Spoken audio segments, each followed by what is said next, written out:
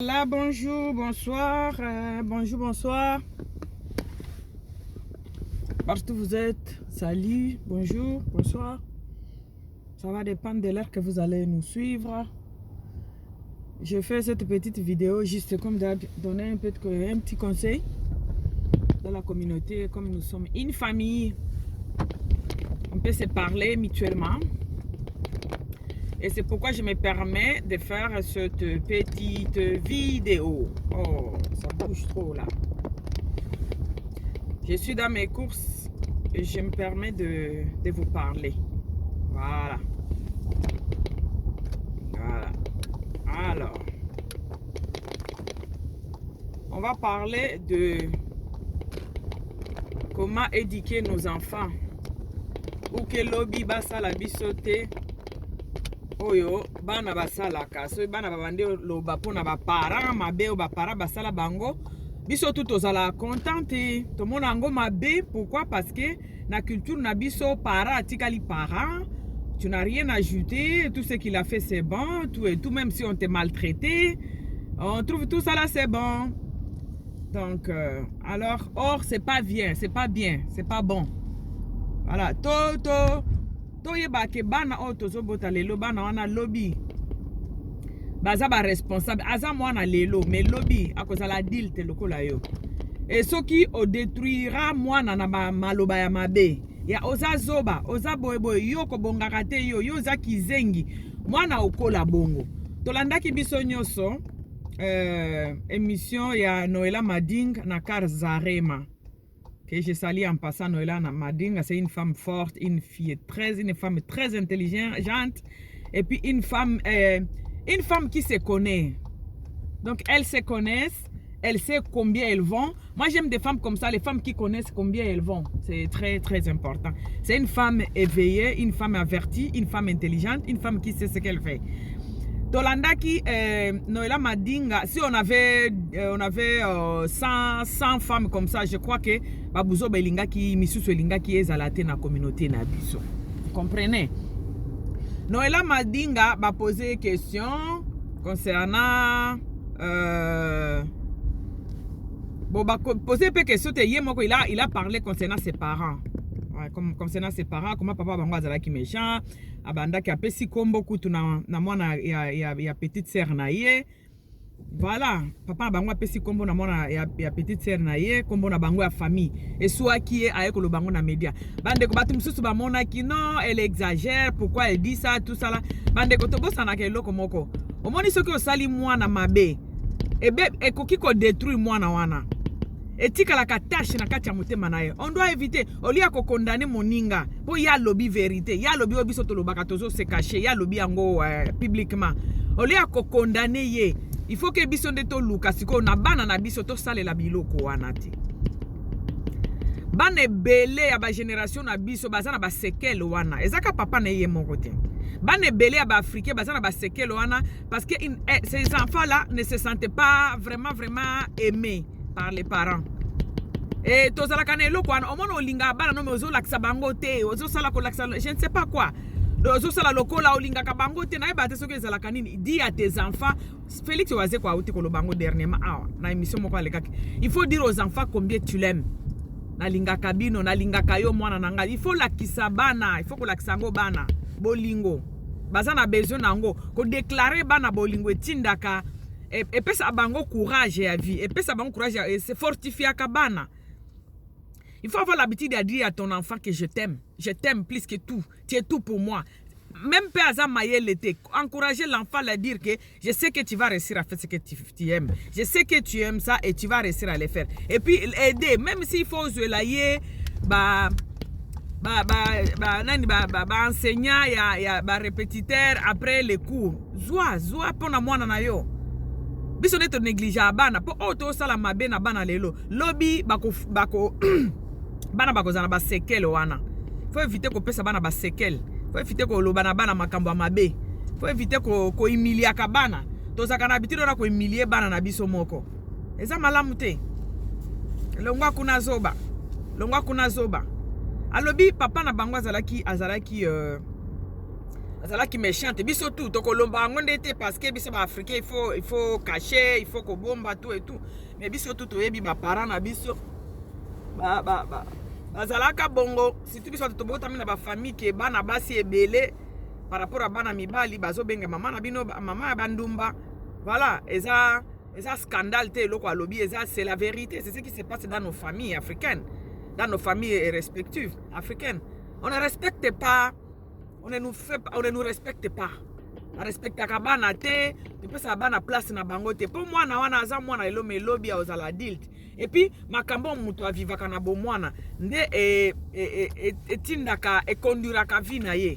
Soki mutu avivaki bo mwana mabe, mwana wana omona azalaka na ba séquelles. Il y a des séquelles qui restent. Ceux qui moi nazali maltraités par ses parents. Parce que les tikalaka.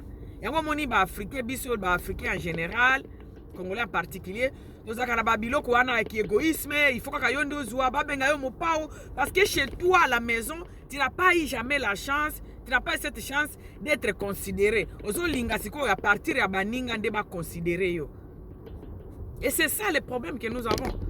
Mutoso azolinga batikala koyebisa yeke wow ozali oza bien oza mwana malamu oza gentil oza intelligent batikala koyebisa na famille te siko azolinga a torturer bato pour lakisa bango ke ya aza bien parce qu'il n'a jamais vécu ça, il ne connaît pas ça ou elle ne connaît pas ça, elle n'a jamais vécu ça que cette appréciation par les adultes ayebi yango te les rakoli siko azolinga a torturer bato nyonso pour lakisa bango ke ya aza grave. Parce que ce sont des choses qui manquaient la personne. Nakbomwan. Bandeko makambo Noelan madinga lobaki na Kazarema. Ezako te critiquer te ke mutazo critiquer ba parents na ye biso tout ebi ke ezala bongo. Te makato za to jouaka na hypocrisie, yango pe sala ke to avansaka te parce que to lingi trop ko jouer na hypocrisie. Mais hypocrisie to jouaka wana. De tinda ke to condamner ba msusu mais eloko Noelan madinga lobaki biso tout vivango na ba famille na biso. Biso tout. Biso tout. Elle au moins elle a aussi la voix pour parler. Mais biso tout au vivant babilo ko na ba famille na biso. Et ce sont des choses on ngana linga kana lobakango tous les jours. To incliquer ngo bana na biso te. Ya ko bisa mwana ozazo balongba kuna. Mwana mako azanga mayele. Lero zo ebise ngona ezotika na mutu ya mwana. Ezotika na mutu ya mwana ko bosana ka eloko wana te. Mokolo ko yako lekela yo na plateau akomo loba ndenge Noela madinga alobi. Alors aza mwana impoli non. To apprendre ko respecter bana baza bana elo mais lobby bakozala ba adulte to benga bango bana lelo bien sûr mais lobby baza ba adulte ya lobby. Ces enfants que vous avez dans vos maisons là ce sont des adultes de demain. Nous on était enfants il y a des années, il y a quelques années, mais aujourd'hui nous sommes des responsables de nos familles. Donc ton enfant là que tu négliges, que tu surnommes ma compagnon sur abuzo bando pesa mwana. Hein? Tala zoba, tala ki wele, tala ni juste pour asali moi des gars moko boya muke o dénommer moi na yo. Ozo yeba te ke ozo détruire toute une personne parce que biloko wana etika la kana kati ya ba pensée, etika la ka et détruire ka bana. Et comme ça bango ba aigri, et comme ça bango ba milinga ka il faut ye kaka. Hein? Et comme ça bango ba égoïste. Parce qu'elle n'a jamais connu place bazo kumisaye. Aolinga place non se fait pas kumisaye kaka parce qu'elle a eu cette opportunité maintenant à Kimokolo. Azaka na kibonga ibonga ifonga nano naza priorité parce que il n'a pas eu l'amour ou elle n'a pas eu cet amour les razala ki mona moke. Bande ko to linga bana. Oli a condamné Madilove, to linga nde bana na biso. Tolinga bana biso ya sali bien quand même à la kisi yango poto yeba ke ba biloko basala ka biso wana to bomba kawana bana mususu ba okyo bomba ngo te bana surtout ya mikolo ako bimiselo yango ko matelo na plateau o ka soni o to pesa ka bana ndeza la ka bango lobi. Ce que tu donnes à ton enfant aujourd'hui c'est ce qui sera cet enfant demain sans quoi que ce soit. Ce que tu donnes à ton enfant aujourd'hui, que ce soit l'éducation, que ce soit la nourriture, que ce soit tout ce que tu peux donner à l'enfant, ce que tu la donnes aujourd'hui tant qu'elle est encore enfant, c'est ce qui sera demain. C'est ça là qui sera cet enfant demain. Ce qui est au finga kalelo, lobi moi no ako finga. Ako finga. Parce que yo finga ka, moi no ako finga. O yo zo pesa ele londe akozala lobi. Kaka o yo zo pesa nde yi akozala lobi. C'est comme ça. Non, beta histoire ya papa moko. Papa moko bana na ye azaki papa wana azaki professeur à université. Bana azaki professeur à université, maintenant azaki na voisin na ye azalaki commerçant. Voisin na tanga te maza commerçant, mais il s'occupe bien de sa famille, azana ba mituka ba nini, mais il a professeur à université, mais azaka na l'autre côté. Azaki professeur à l'université, azana na l'autre côté, moninga azali commerçant, azana ba mbongo, azana ba mituka na ba tout et tout. Alors, ceux qui commerçant na yebi même pas kokoma kombo na ye yebite. Ceux qui commerçant na leki, abando le ba regarde cet imbécile ici là. À chaque fois, ceux qui quand voisin na leki, devant bana no mona lobi, regarde-moi cet imbécile. Abana bakanisa kike, a ce que bato yo bazaka na mbongo babenga bango imbécile. À chaque fois ceux qui voisin na leki faut loba, regarde-moi cet imbécile. Regarde-moi cet imbécile. Regarde-moi cet idiot. Pardon, c'est pas imbécile, idiot. Regarde-moi cet idiot. À chaque fois, quand son voisin passe devant sa maison avec sa voiture, lui, il était piéton, mais il était professeur à l'université, mais il était piéton. Son voisin était commerçant. Il n'a jamais été à l'école, mais il faisait ses commerces et puis ça a donné. Donc, il avait des voitures, toute sa famille et ses enfants roulaient, tout ça là. Donc, il était bien. Il avait l'argent. Mais les professeurs d'université, quand il passe, il disait tous, regarde-moi cet idiot. Quand son voisin passe, regarde-moi cet idiot. Mais l'idiot avait la voiture, l'idiot avait tout, l'idiot a mené ses enfants à l'école avec la voiture, tout. À chaque fois, quand son voisin passe, lui disait, regarde-moi cet idiot. Quand son voisin retourne à la maison, regarde-moi cet idiot. Parce que son voisin, avant d'entrer chez lui, il devrait passer par les professeurs d'université qui n'avaient rien. Et à chaque fois, le professeur disait, quand il le voit passer dans sa voiture, regarde-moi cet idiot. Quand il amène ses enfants à l'école, regarde-moi cet idiot. Ah, les enfants ont compris qu'en bon, donc les idiots ont l'argent. Son fils, moi, il y a papa, on a professeur à l'université. Tema papa a cliqué que mutu ambon waza idiot. Parce que ozo benga idiot par rapport à quoi? Donc, to ça la attention à biloko tozolo ba deva ban. Moi, on a comme une école.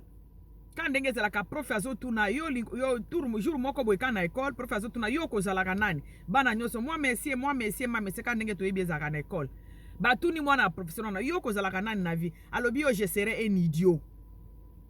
Ah, maîtresse à comprendre idiot par rapport à quoi? Et c'est ainsi que l'enfant raconte l'histoire de son père. Habito zakana voisin na biso mwaza mbongo ebele mais soki à l'équipe papa biso a yebisa biso ka regarde-moi cet idiot. Regarde-moi cet idiot. Alors moi je croyais que parce que l'air à que je serais un idiot.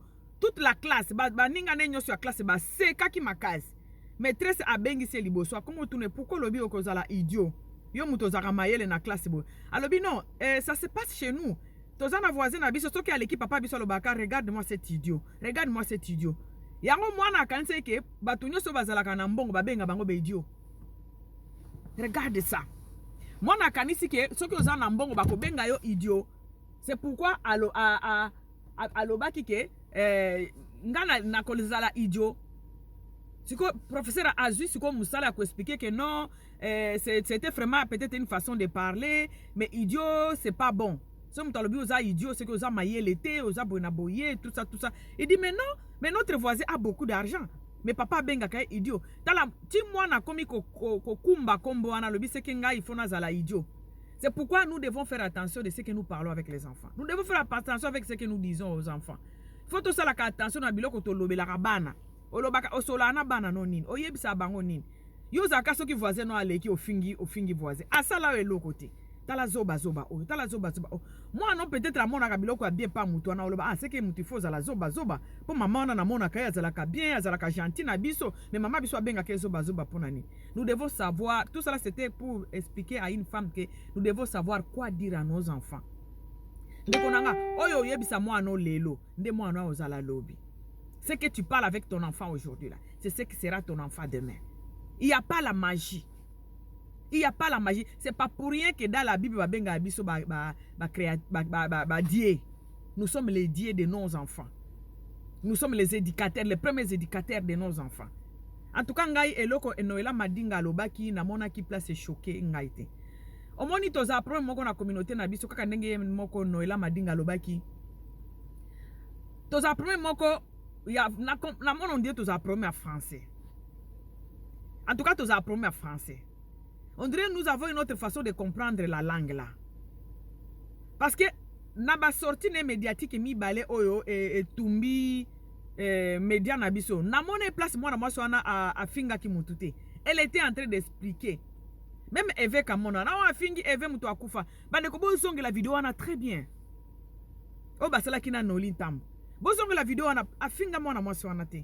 Elle a essayé d'expliquer pour que te ya batu lobi batu musu ba songe le loko wana te. Comment vous pouvez donner quelqu'un bokyo tia mutu micro afinga ba bobo ya mama ya moninga et puis bo rediffuser encore pour la deuxième fois.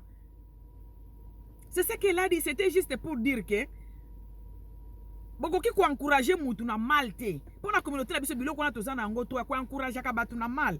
Mutu azo finga bozo bisa kende na bango bongo. Il y en a ici dans nos médias jusqu'à présent.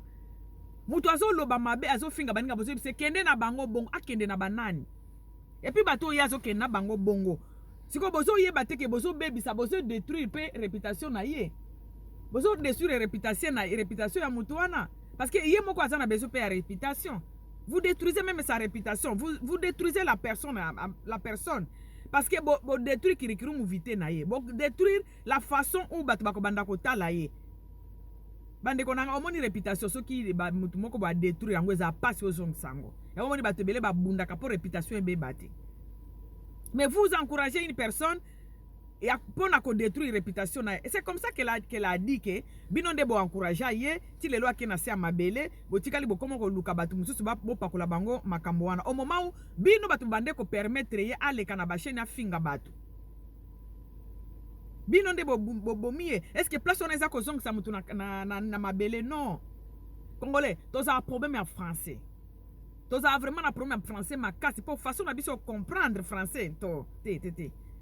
Dans un problème en français, cette dame-là, elle s'est bien exprimée, elle a tout dit, elle a été trop claire. C'était juste, il fallait qu'il y ait à bisonde.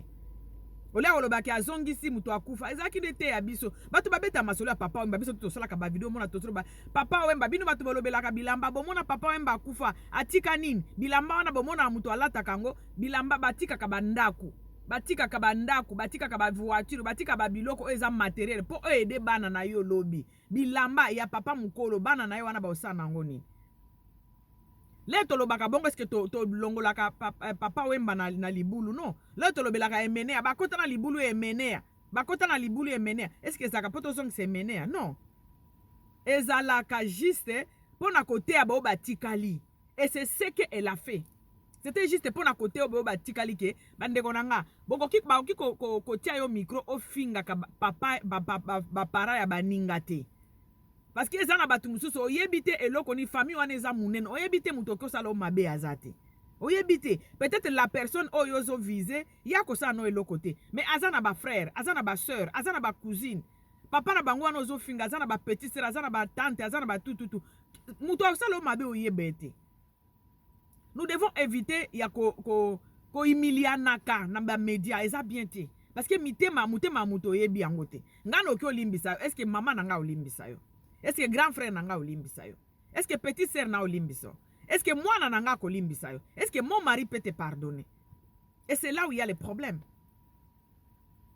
Donc ko bo mamuto za la kate que il faut okende pa nganga po biso to zake faut kende pa nganga po bo mamuto. Non, na malobo ki bo mape mutu. Laquelle est ma bébé simbi parce que c'est avec la bouche, avec la parole. C'est avec la parole que Dieu a créé même ce monde. Malobe za la très efficace. Tout banga kabilo ko tozo loba. Yango no tikoloba siko même pour nos enfants. Ko laquelle mo ano mabete.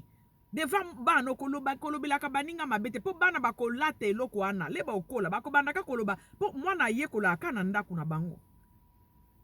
Les rosos sa voisine a l'équipe zo batala idiot. Tala idiot. Tu t'attends que l'enfant là apprenne à parler où? Les mots pour parler. Il va apprendre ça où? Akobando benga batuka ba idiot parce que c'est ce qu'il a appris chez eux à la maison. C'est ce que cet enfant a appris chez toi. To éviter ko laksa bana na biso mabe. To éviter ko humilia kabatu. To éviter ko humilia bana na biso. En tout cas, moi j'ai pas condamné la fille là. Parce que ceux qui ont qui m'a camné sur le des bandeli à souka. Ba des émissions à salaki na mon place Noela Madinga afinga mutute. Mais pour Nabiso, Congolais, tous un problème à français. Je répète ici, nous avons un problème sérieux à français. Tous avons vraiment un problème sérieux à la langue. Tu comprends à l'envers. Madiloro a sali be émission emi balo na moni place à fingi mutute. Na moni place à fingi mutute. Et loko alobi pona ba parents c'est trop normal biso tout. To viva biloko wana. Nga mama na nga bando benge mama bandumba boti 7 filles. 7 filles avant ya kobota ba garçon. 7. Abote na no mwana liboso ya mwasi, aye kobota ya mibale mobile. Après abandi ba fille 6 balandani. Qui n'a pas injilé cette dame là? Même notre papa bande longwana bandumba na yo. Biso tout oyebi babiloko wana. Mais na moni place exagéré. Azolo baka pour été abiso lobby to sale lango na bana na biso te. Je vous aime beaucoup et Boutou et comment kota mazana kati ya voiture, c'est pourquoi ozo mona molili ekoti. Voilà.